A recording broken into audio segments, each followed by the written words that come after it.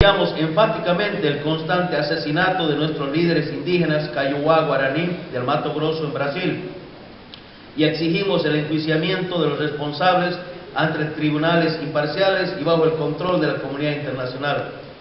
Noveno, denunciamos que los diferentes niveles de gobierno están empleando cada vez más la represión violenta caracterizada por violaciones de nuestros derechos humanos y derechos como pueblo, la criminalización de nuestros actos en defensa de la vida y culturas, los desalojos de nuestras tierras, la cooptación y corrupción de autoridades locales y dirigentes, la promoción de proyectos que tratan de compensar los perjuicios que realizan empresas transnacionales y nacionales, los supuestos beneficios que genera la explotación de recursos naturales de nuestro territorio, la migración forzada, la división y la confrontación entre comunidades para imponer su política excluyente, racista y etnocida.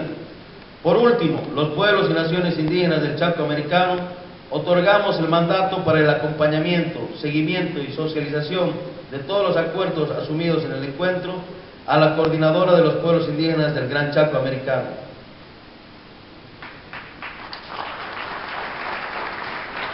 Somos los pueblos sin dueños ni patrones, la historia viva de esta región y los guardianes de nuestra madre tierra.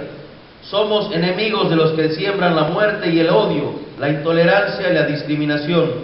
Somos la verdadera identidad chaqueña y los que no reconocemos fronteras. No nos encontramos en el Chaco, somos el Chaco, por la reconstitución definitiva de nuestras naciones y territorios ancestrales. Gracias.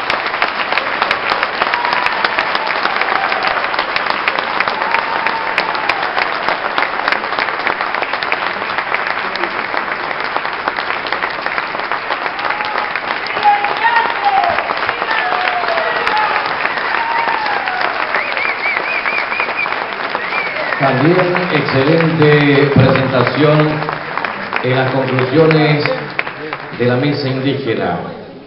Todo